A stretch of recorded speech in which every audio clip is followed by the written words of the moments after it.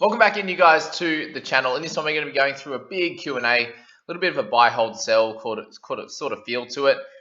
Make some quick assumptions on certain players, quick decisions on certain trades, and see if that helps you out there. We start with in my Discord there. We've got a few questions. One from L Yunes. Are we not worried about Papali'i losing minutes? I don't see how he would be losing minutes. He already doesn't play the full 80, and he's still able to score really well.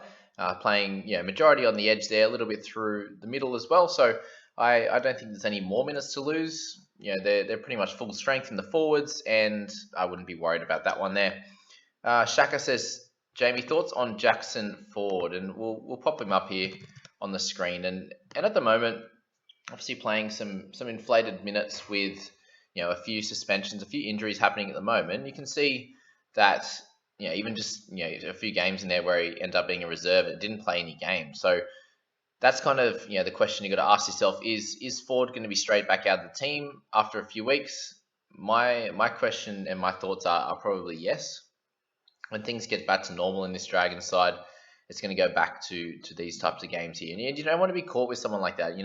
I understand that they might be able to play a couple of decent games for you. Jackson Ford probably will play around 13. We don't exactly know at this stage with how their rotation goes, but those types of guys are not worth bringing into your side at over 400k when you can get someone a little bit cheaper. Obviously, there's not really too many good options at the moment, but I wouldn't be spending the extra money to pick up someone like Ford, who we don't know they're standing in the team long term. So definitely a sell if we're going for buy, hold, sell there with 40. Best player to get under 750k. So let's have a little geezer. 750, you get pretty close to Crichton. TPJ is going to be pretty solid also with Moses. So both very similar options in terms of the guys in our team there. Looking around the rest of the team, there's not much there. So if we go to the available players, you miss out on Papali'i by 36. I think he's probably your best buy this week in general. For 750k, you can go DCA. DCA will be a really solid head-to-head option. He doesn't play 13 and 17, but it's going to average 60 around that, which you can see there with his scoring. Other than that, there's not too many clear, really good options around that 750k mark. You're going to see Fogs score really well, long term, thinking averaging 55 to 60. So if you need a half, he's going to be solid there at 683. Moses will be very similar. So these kind of guys you can have a look at there. Also, Luke Thompson's a very interesting one at that cheaper price of 682, who I think is a really good head-to-head option, especially if you're not playing in those buys in 13 and 17. So he's someone there who's averaging really well at 58 there, and I can expect somewhere around a 55 average, and him being a little bit underpriced, 30 to 40, 50k underpriced based on that current average. If you look at someone like Taumalolo, I think he's going to be cool in like a 14, 15, when you can pick him up pretty cheap. Harry Grant's going to be great going forward as well. Also, someone like To'o at 678, again, pending origin, but if you're not too worried about that, then that's okay. Other than that, there's not too many guys I'd be selecting. So hopefully, any of those guys helps you there. Trent Robinson, coaching and in Discord. Thoughts on picking up Tauke Aho this week, seeing as he's hit basement price and is back in the starting role. So Talk's theories here. So we got 494k for him, and at this stage, what we're looking at is a 45 break even, which is okay. The types of scores we're looking at aren't too great. Yes, he might be back in the starting team, but look at the minutes he's been getting anyway. Apart from those really two big games in round 3 and round 4, his minutes haven't been that great. I'm not sure if you're playing head-to-head or overall, but either way, I just don't see him being a keeper. Yes, he's really cheap, but I can't believe he's 494. That's crazy. But yeah, I wouldn't be looking to pick him up. Let's move to the comments on the YouTube channel. So, which one do you like more? Pat plus Walker to Papali'i and Burton, or Pat plus Walker to TPJ and Fogs? So, both really cool options. I don't mind either at all. TPJ and Fogs are two guys that could definitely be keeper level players. TPJ, we're not sure if he's going to be playing Origin.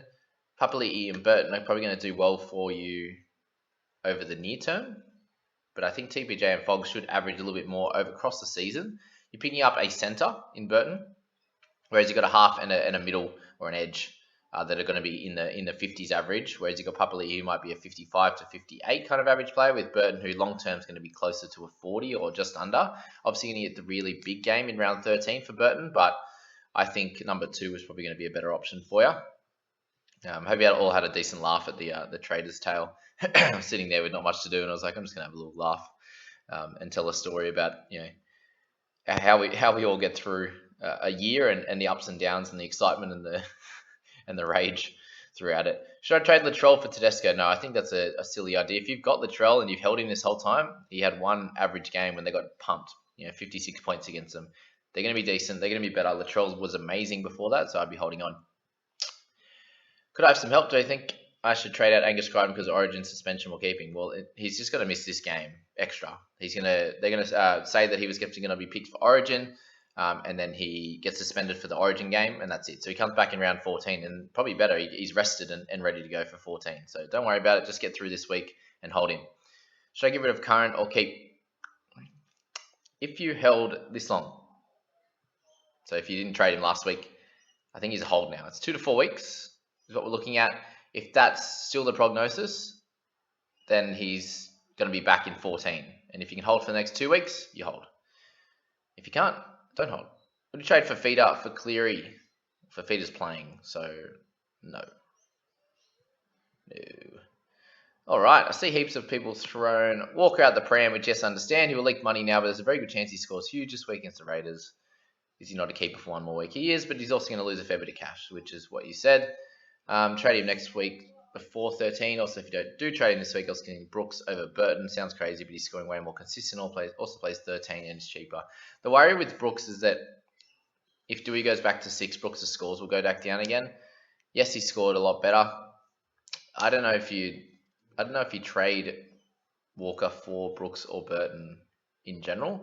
I think you probably try to really upgrade and get a top line guy, whether it's a Moses or Foggs. In the halves, for example, you can try and go up to a really good middle. So, yeah, you can trade Walker. You can not as well. Both are fun. Mount Smart Joker. Is it too early to start buying red dots?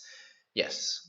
So what happens then if you buy one in 13, and with all the suspension stuff, we're actually struggling before the buy rounds to field 17. So if you buy another red dot or two, you're sitting with maybe 3 to 4 red dots in your team, and then you have a suspension or two, and you're just going to burn trade. So I don't think it's worth it at all. So yeah, chance still to buy head-to-head player. Yeah, definitely, mate. He's really cheap, so go for it. Cost an option out. Blake Green's announced retirement.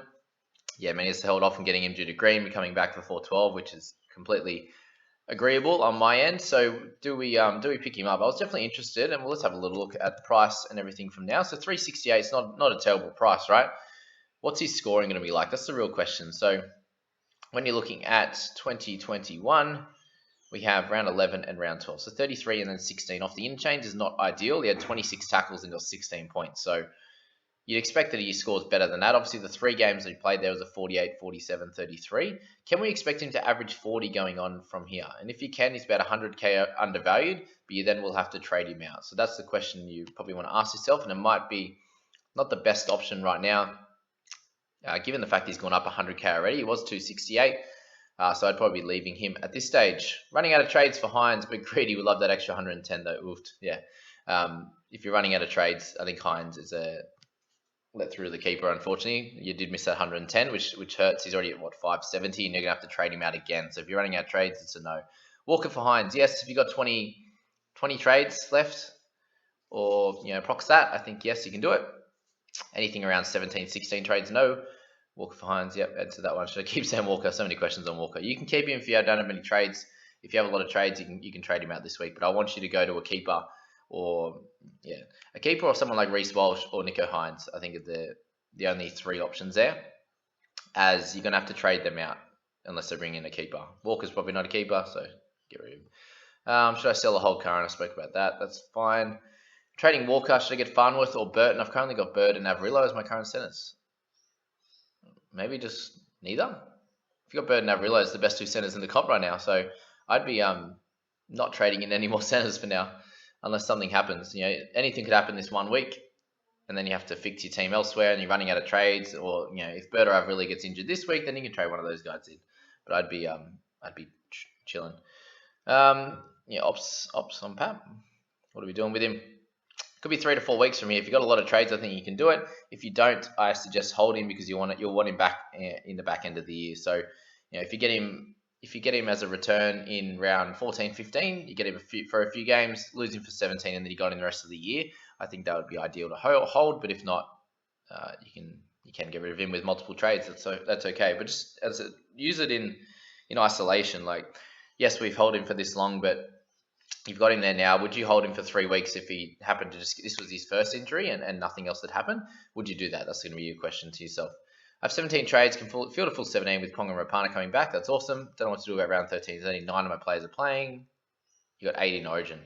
If To'o plays, any advice? 17 trades. If you can field a full 17 this week, I'd hold. And then if you need to use 2, maybe next week and try and get 11, that would be ideal. But 17 trades is probably not enough to try and use a couple this week and then use a bunch next week to get 13, 14, 15 players.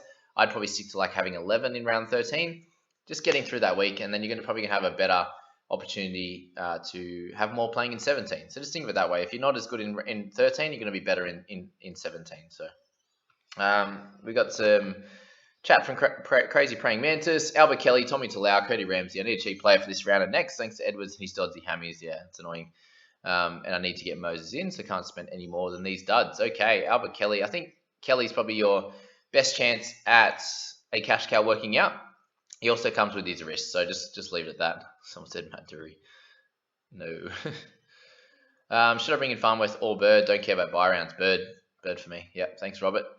Is Roger a trade out? No, he just picked up 60 on the wing and might be able to do it again. He might not be, but we'll find out. Wondering Stephen Crichton to Nico Hines is a good trade or sideways. Everyone traded in Stephen Crichton last week. Don't trade him out. One low game. There you go. Huss. How good are my people in the comments? You're trading out a potential keeper for a non-keeper. In my opinion, that's a little backwards. Fair. It's a trade for a guy that you're going to have to trade out in a month or something anyway. So just stick with Stephen and miss out on the Nico Hines. He's not going to score 100 all the time. In my opinion, Dewey not going to 6 because he doesn't pass anyone outside of him. Guys like Noffa Roberts when he was playing didn't see any ball. And by the distributor and not the running half that Brooks already is. Yeah, completely understand that, but they're not. They're a better team with Dewey at 6, I believe. More chance he has the hands on the ball, the better. But definitely understand your thoughts there. Sitting with 25 trades in my pocket at the moment. Sick of Sam Walks and Jerome Hughes, 500k in the bank. Yeah, man, do it. That's awesome. I'm assuming you started a little bit late. 25 trades is a lot. Or you've got an incredible team. Who's a better buy, Tom Starling or CHN? At this stage, CHN is going to be making a bit more cash with Starling dropping some minutes. That's probably right. That's probably the one right now. Hughes cannot play State of Origin. Is Arrow still too risky? Yeah, I don't see the thoughts on Arrow. He got 21 recently. He can get 40, he can get a 60, but it's just not consistent enough. Needs some advice thinking of Paps to Fafita and Watson to Moses or Walker for a 600k bench keeper. Watson to Moses. I'd be holding Watson unless you go head to head. Sorry, Watson to Moses, Paps to Fafita. I'd probably try and hold Paps if you're head to head co. If you can try and get through the next bunch of weeks and with holding him and still playing decent, I'd probably try and hold. But 600k bench keeper, it's very hard to find a 600k bench keeper unless you're looking at guys that are in the centers, for example. There's not really too many. Obviously, Edwards is there, but he's injured at the moment. Roger, I wouldn't say is a keeper at this stage. You got some centers and stuff, but Brimson. Other than that, there's no real bench keepers, so I'd be trying to hold off on that one if you can. Anyone getting Matt Dury played 78 minutes last week? No, I don't think it's worth it. Playing roulette with the Smiths and the Durys of the world, not good. Thoughts on Chris Lewis? Yeah, it's an interesting question, right? Lewis, with Munster being out, you're going to get him for the next couple of weeks and probably playing in that 6 role. He does have a break even of 4 now, so he starts to make a little bit of cash now, right? But what we're looking at here is he did score a try on the weekend, right? 65 in his 80 minutes. Obviously had a pretty perfect game, 130 kick meters, 114 run meters. You got 4 offloads. Just everything went really right for him. I'd be expecting scores between the 30s and the 40s, right? Going forward. And for me, he doesn't make enough cash over the next 2 weeks because that's probably what you're going to get. You're going to get him at 6 for when Munster's away this week. Origin. If Munster even plays Origin, or if he doesn't, then you only get 2 weeks. I don't think 2 weeks is worth it. as a red dot sitting in your team, going on for the next bunch of weeks. Hines or Burton, or should I get another? You probably want to go really high level. Probably Hines just. Burton will do a job. He won't score. Everyone was like trying to sell him, and then he scores 3 tries, and everyone's trying to buy him again. So just have a look at that as you're going through. So Lesniak, he's been playing well. Why are we trading him? Josh Morris, maybe just one trade. One trade to a Burton. One trade to a. I wouldn't be bringing in Laurie right now. I'd try to. Yeah, maybe Burton or To'o if you can for one trade with Morris. Other than that, I'd try not to do it. Have the same drama around Walker and Gamble, what to do with them, and perhaps too, considering how many rounds we'll be missing.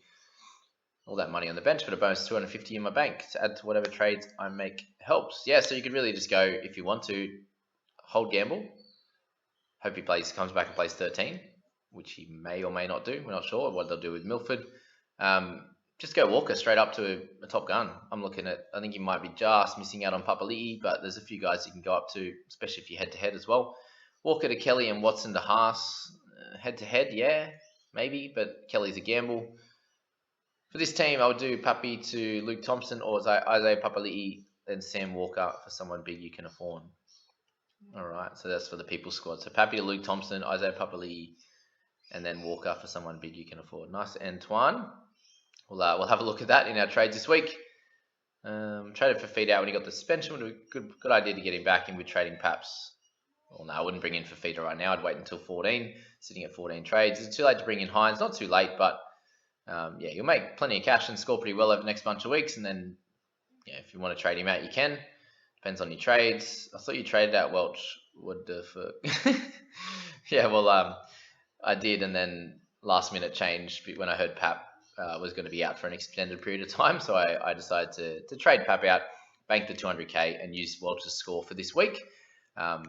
As I thought it'd be nice to have a banker sort of mid-40 score and try and loop RTS, which didn't end up working because Spencer played. But yeah, I ended up keeping him. Sorry, Ham Shazam. Lots of questions on Pap. Gamble out for just the 1 week. Yes, 1 week. Fui's gone. Happy days. Thanks, Hunter. Scored 11-35. Couldn't have done it without you. That is a strong score. Well done. All right, what else we got? Yeah, according to NRL statistics, 100% of players in the top 5k have clear. Yes, you need to, for sure. Thanks for that. Really sad I didn't put Sipley in my 17. Ooh, that's a cheeky one. Little cheeky moneymaker. Sipley.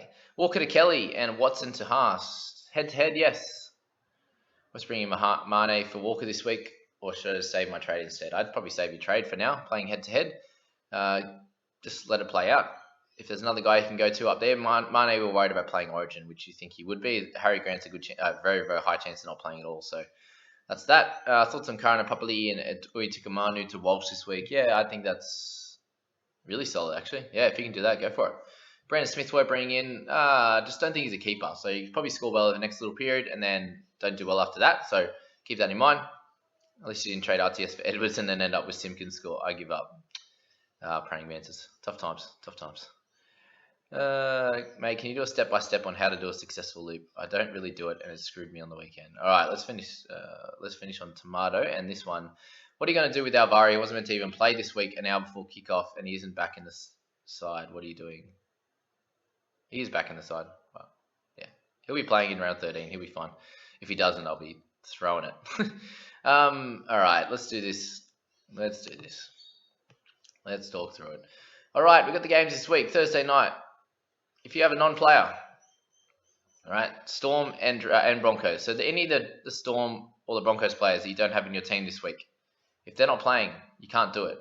If they're playing in round 1, first game, you can't do it, okay? Because what will happen is you put them in like a 3 or 4 position, then they play and you can't move them, right? So you have to take number 5. Doesn't work, all right? The only time it works is when you have a guy. Let's say we've got Flegler. They play, what do I say? They play first. Yeah, Broncos. Cool. Let's say Flegler. We're not sure if we want to take his score or not, okay? We've got him in the number 5 jersey. We really want Fifita's score, okay? So let's pop him up into the 3. Let's make this nice and easy for everyone that isn't sure. If you understand the looping already, then you can jump off this screen and have a great day. But if you would like to check out the last little bit of the loop, then stay with me here. Stay with me, Dennis. So Walsh, Walker, Fafita, we want all their scores, right? Completely fine. We're not sure on Flegler. Okay, at this stage we haven't made any trades, but let's just say this is the situation. Flegler's there. If he gets a 35 plus, right? I'm taking his score. Beautiful. Easy as. What I do is I just leave Gamble there. Okay, we'll leave Peachy there. So we'll just pretend Peachy's up in number 4 position. Okay, because he can actually move him because he plays after Flegs. Obviously, Flegs is playing the first game of the week. The Titans play later in the week. That's the only time you can do it. Okay, so Peachy, we could have him in the 4 position instead of Gamble. You get the gist to saving moving him up there. Peachy's here. Flegler gets his score 35. What we want to do is leave Peachy where he is. Awesome. We get Flegler's 35. As 4 doesn't play, you get the first emergency here. Beautiful. Okay. This is the easiest part. If you don't like Flegler's score, if he gets injured in the 5th minute and scores 3, what you do is you move Peachy down into the 6th position. We move Laneu up into the 4 position, and we hope that Laneu gets 25 plus, right? Simple as that. When people are trying to do loops within their team, I think it's very, very silly. So if you're putting someone in Mitch Moses' position that's not playing, like, can we do it here? Gamble. We put Gamble down there, and it's like, yeah, well, you can, you get a half off the bench's score. It doesn't even work. Like, if you actually have some issues in your team and two guys don't play, you're then stuck with not even having enough players on your interchange. So really just move your players into that position like I did, and that's the only thing you should do around looping. You get 1 bite of the cherry, 1 extra bite. If it works, great. If it doesn't, it doesn't. That's all. Hope you enjoyed that. Catch you next one, guys.